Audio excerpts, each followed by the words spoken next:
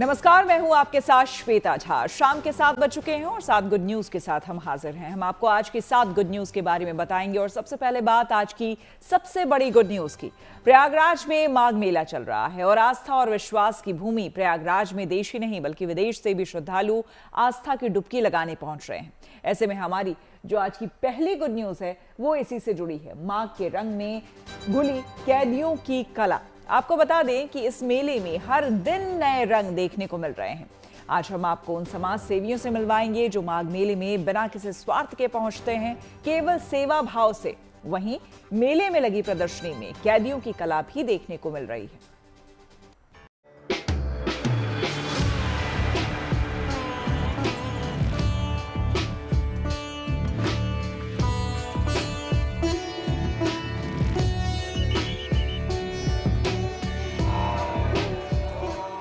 संगम की रेती पर आस्था और आध्यात्म का अद्भुत संगम। श्रद्धा की डुबकी लगाने पहुंच रहे देश दुनिया से श्रद्धालु। आस्था और भक्ति के रंग में रंगा प्रयागराज। सुबह की पहली किरण के साथ ही संगम तट पर स्नान ध्यान का सिलसिला शुरू हो जाता है। मंत्रोच्चार, शंखनाद और हर हर गंगे के जयकारों से दिन की शुरुआत होती है। साधु संत अपनी तप साधना में जुटते हैं तो वहीं श्रद्धालु ध्यान और योग के माध्यम से आत्मिक शांति की अनुभूति करते हैं। संगम की रेती पर बने अखाड़ों में धर्म प्रवचन, यज्ञ और भजन कीर्तन का आयोजन किया जा रहा है।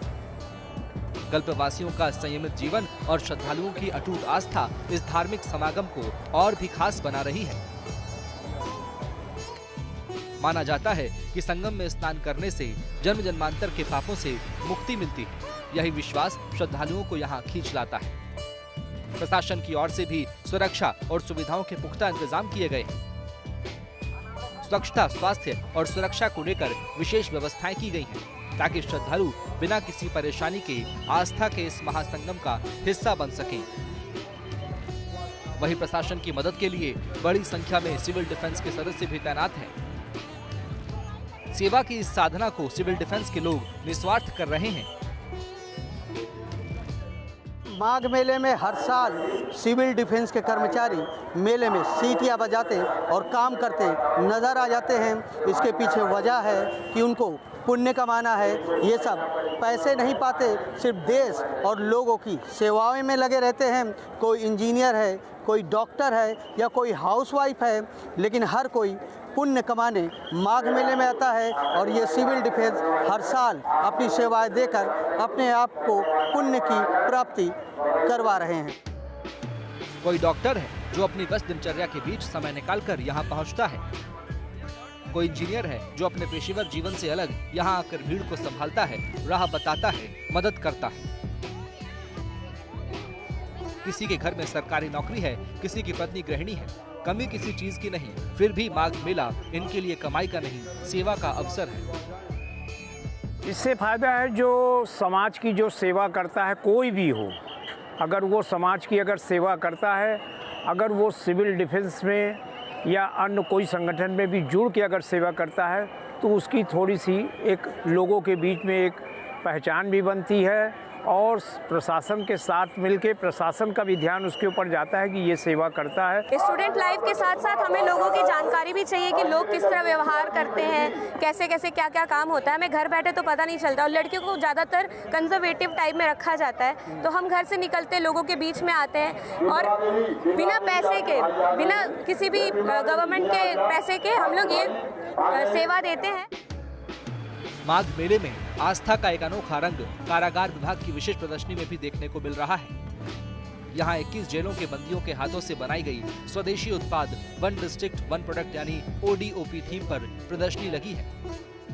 सामान हमारे यहाँ जो है 21 जेलों से मिट्टी के बर्तन, जूता वगैरह और नान, खटाई, बिस्किट, अचार, लड्डू, बर्फी और आपके मिट्टी के मूर्ति वगैरह, लकड़ी के आपके कुर्सी, सोफा, मंदिर और बच्चों की वाली गाड़ी, कालीन है भदोही से, बनारस से। किन लोगों ने बनाया है जो सामान यहाँ? ये हमारे यहाँ बंदियों द्वारा निर्मित किया गया है। संगम की रेती पर आस्था, आत्मनिर्भरता और स्वदेशी का संगम श्रद्धालुओं को खूब रास आ रहा है। जहां हर डुबकी के साथ श्रद्धालु न केवल शरीर बल्कि मन और आत्मा की भी शुद्धि कर रहे हैं। संगम की रेती पर लगे माघ मेले के रंग चारों तरफ बिखरे हुए हैं। उन्हीं रंगों में एक रंग माघ मेले में प्रदर्शनी का भी है। उस प्रदर्शनी की बात यह है कि उस प्रदर्शनी को कारागार की तरफ से लगाया गया है, जिसमें प्रदेश भर के जेलों के जो कैदी हैं उनके हाथों के बनाए गए सामानों को बिक्री किया जा रहा है और वो माघ मेला में आने वाले श्रद्धालुओं को खूब रास आ रहा है। यही वजह है, अधिक बिक्री की वजह से सामानों को फिर से मंगाया गया है। माघ मेले के रंगों में उनकी सामान की बिक्री यानी कैदियों के हाथों के बनाए गए सामान की बिक्री भी जमकर हो रही है। Anand Raj, good news. हरियाणा के अंबाला के एक गांव ने अनोखी पहल की है। यहां पर गांव के घरों के बाहर घरों के मालिक का नहीं बल्कि घरों की औरतों के नेम प्लेट लगे हैं। ऐसे में हमारी आज की अगली यानी कि जो दूसरी गुड न्यूज है वो इसी से जुड़ी हुई है। हरियाणा में ग्रेजुएट बेटियों का नेम प्लेट सम्मान। जी हां, आपको बता दें कि ग्राम पंचायत के फैसले के बाद गांव खेड़ा गनी के गांव में पढ़ी लिखी महिलाओं का नाम उनके घरों के आगे नेम प्लेट पर दर्ज हो गया है। इस अनोखी पहल से गांव की महिलाओं को आगे बढ़ने की और पढ़ने की भी प्रेरणा मिल रही है।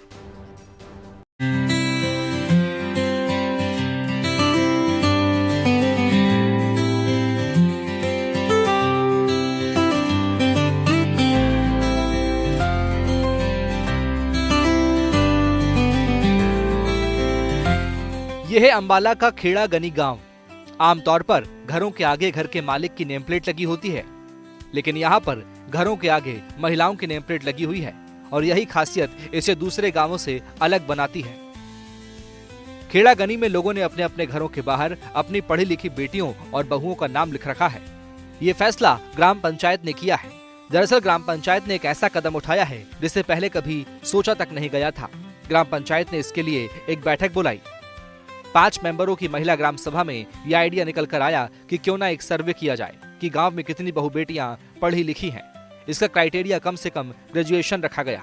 इसके बाद पंचों के सहयोग से यह सर्वे किया, जिसमें 30 बहु बेटियां ऐसी निकली जिन्होंने कम से कम ग्रेजुएशन कर रखी है। इसके बाद ये विचार आया कि क्यों ना इनके नाम की नेम प्लेट बनवाई जाए, जिसमें उनकी पढ़ाई भी अंकित हो और घर के बाहर लगाई जाए, ताकि लोगों को ये पता चल सके कि इस गली में, इस मोहल्ले में इतनी बहु बेटियां पढ़ी लिखी हैं। सर, ये महिला ग्राम सभा में जब हमने एक 5 नवंबर को की थी, जिसमें हमने महिलाओं से संबंधित सभी डिपार्टमेंट बुलाए थे, जैसे महिला एवं बाल विकास विभाग हो गया और अपने जो हेल्थ डिपार्टमेंट है या महिला थाना SHO से है। तो इस तरह से 6-7 डिपार्टमेंट थे जो आए थे, तो वहाँ पे आइडिया उस ग्राम सभा में निकल के आया था। पंचायत के इस फैसले से गांव की बेटियां और बहुएं काफी गर्व महसूस कर रही हैं। दरअसल इस गांव में लड़कियों की संख्या लड़कों से ज्यादा है और वो लड़कों से ज्यादा पढ़ी लिखी भी हैं। नेम प्लेट लगने के इस फैसले से लड़कियों को आगे बढ़ने की प्रेरणा मिल रही है।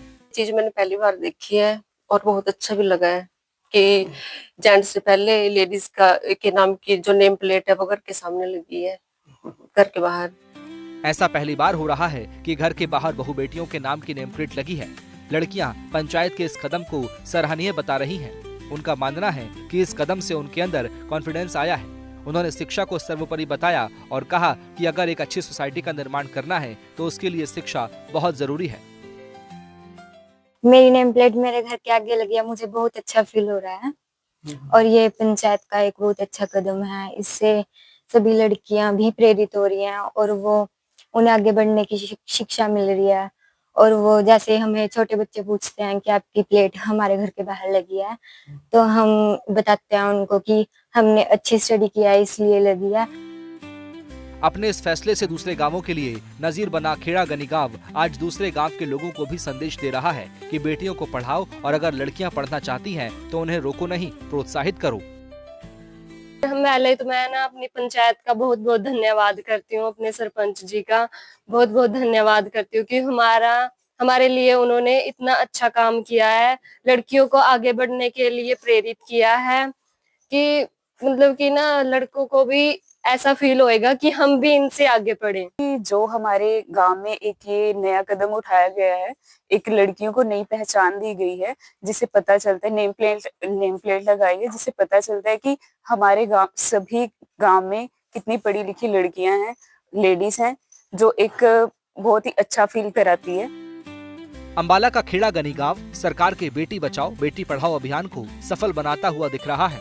ग्राम पंचायत के नेमप्लेट के फैसले से बेटियां बहुत खुश हैं। जो लड़कियां पहले 12वीं की पढ़ाई करके पढ़ाई छोड़ दिया करती थी, उनको भी प्रेरणा मिल रही है कि कम से कम वो ग्रेजुएशन करें, जिससे उनके भी नाम की नेमप्लेट घर के बाहर लग सके। कृष्ण बाली, अंबाला, गुड न्यूज टुडे। संबल पुलिस ने बीमा क्लेम की राशि हड़पने वाले गिरोह का खुलासा किया है और 100 करोड़ का इंश्योरेंस फ्रॉड उजागर किया है। पुलिस को इसके बाद इंश्योरेंस कंपनियों ने रिटर्न गिफ्ट में स्कूटी और खिलौने से सजा बाल कक्ष भेंट किया है। ऐसे में हमारी अगली यानी कि जो तीसरी गुड न्यूज है वो इसी से जुड़ी हुई है। 100 करोड़ की इंश्योरेंस चोरी रोकी, पुलिस को मिला रिटर्न गिफ्ट। जी आपको बता दें कि संबल पुलिस ने बीमा क्लेम की धनराशि हड़पने वाले गिरोह का भंडाफोड़ कर 68 लोगों को जेल भेजा। इसके बाद बारी इंश्योरेंस कंपनियों की थी। इंश्योरेंस कंपनियों ने संबल पुलिस को रिटर्न गिफ्ट दिया, जिसमें उन्होंने कॉर्पोरेट सोशल रिस्पॉन्सिबिलिटी यानी कि CSR फंड के जरिए महिलाओं के लिए 15 स्कूटी दी। महिला पुलिसकर्मियों की बीट पुलिसिंग को मजबूत करने के लिए दी गई स्कूटी के अलावा इंश्योरेंस कंपनियों ने थानों में बाल कक्ष भी बनवाया। ये बाल कक्ष महिला पुलिसकर्मियों के बच्चों की केयर के लिए बनवाए गए हैं, जहां ड्यूटी पर महिला पुलिसकर्मी अपने बच्चों को ला सकेंगे। इस बाल कक्ष में ड्यूटी पर तैनात महिला पुलिसकर्मियों को अपने बच्चों की देखभाल करने के लिए सुविधा मिलेगी। इस बाल कक्ष में बच्चों के मनोरंजन के लिए काफी चीजें दी गई हैं। दीवारों पर कार्टून की पेंटिंग की गई है और खेलने के लिए खिलौने भी रखे गए हैं। में इंश्योरेंस गैंग पर बड़ी कार्रवाई करने वाली संभल पुलिस को एक बड़ा रिटर्न गिफ्ट मिला, जबकि इंश्योरेंस कंपनियों की तरफ से ये बड़ा रिटर्न गिफ्ट संभल पुलिस को दिया गया है। इस पर SP के विष्णु बात करने के लिए मौजूद हैं।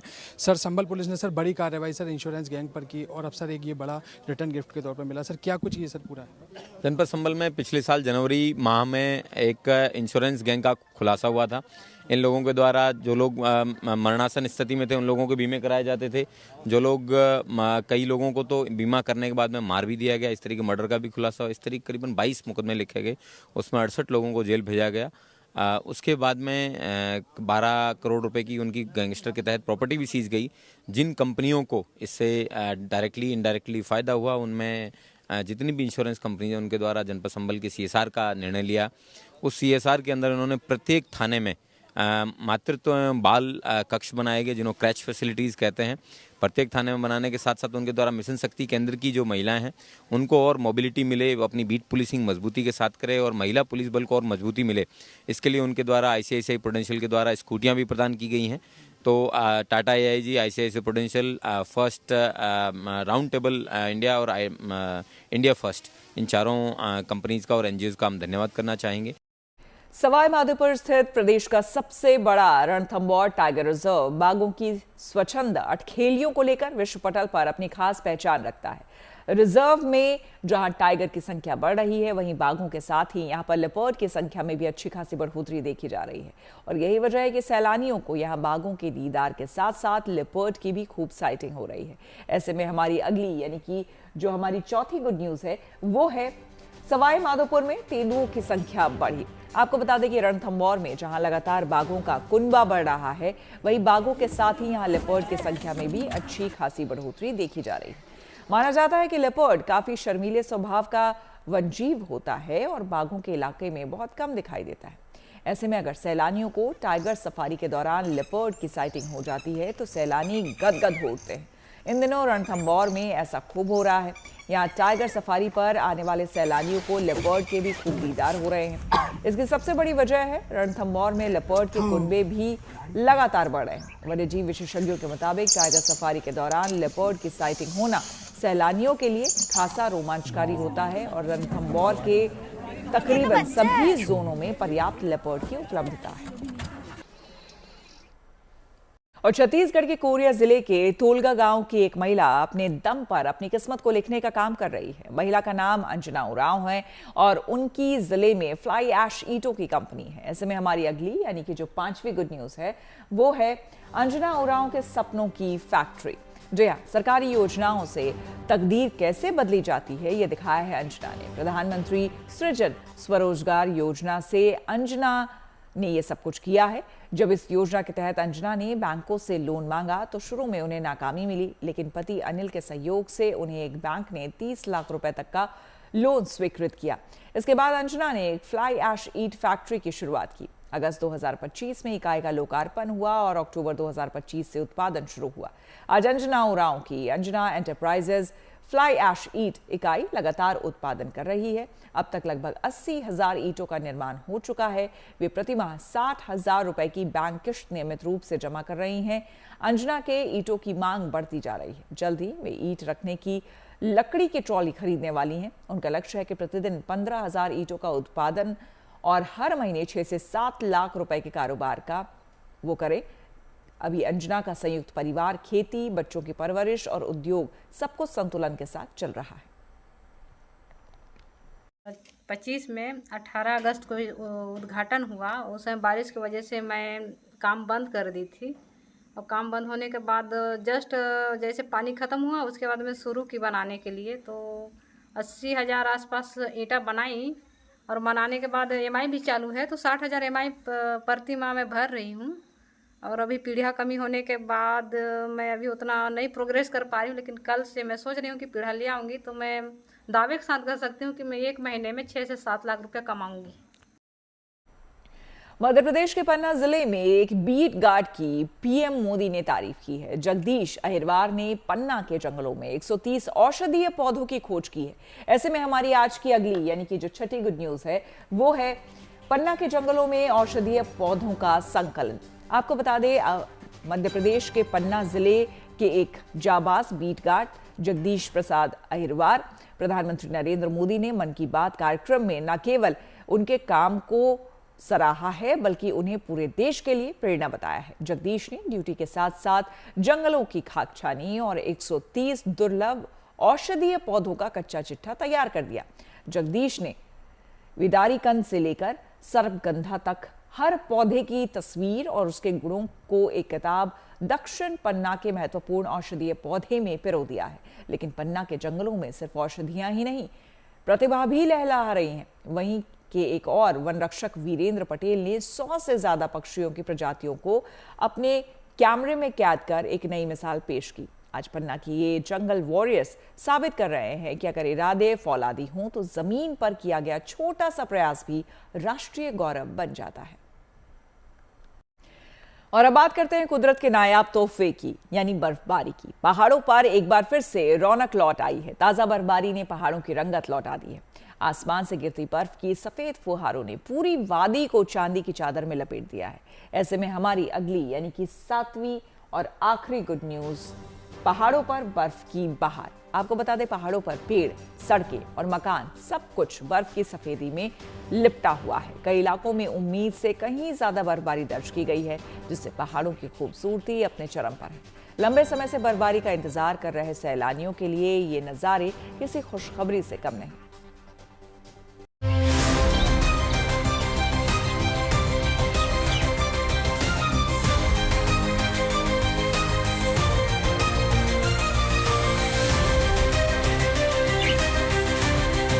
श्रीनगर, कुलगाम, शोपियां, डोडा, भद्रवाह,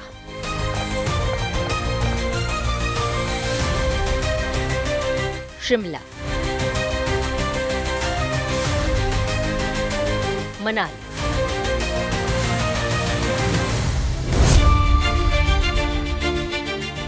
कश्मीर घाटी का कोना कोना बर्फ से लकदक है। ताजा बर्फबारी ने घाटी की रंगत बदल दी है। क्या पेड़, क्या सड़क, क्या घर, हर तरफ केवल और केवल बर्फ का साम्राज्य है।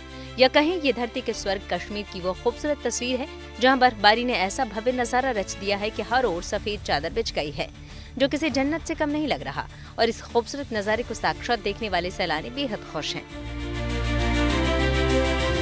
आप देख सकते हो इस वक्त जो बर्फबारी जम के हो रही है, अभी यहाँ पे 6 इंच से लगभग 8 इंच तक बर्फ जमा हो चुकी है। जो भी पहाड़ी इलाके हैं उनमें 3 से 4.5 फुट अभी बर्फ़ जमा हो चुकी है। जो भी यहाँ चाहे किसान हो चाहे टूरिज़्म से जुड़े हो, वो लोग इस बार बहुत ही खुश है। उनका मानना है अगर अभी दुश्वारी भी उठानी पड़ी लेकिन आने वाले दिनों में उनके लिए खुशी की बात है। कश्मीर में सीजन की ये दूसरी बर्फबारी है और श्रीनगर के लिए ये बर्फबारी इसलिए भी अहम है क्योंकि इस सीजन में जब ऊंचे इलाकों में बर्फ बरसी थी उस वक्त श्रीनगर में सिर्फ बारिश हुई थी, लेकिन अब यहाँ बर्फ ही बर्फ है।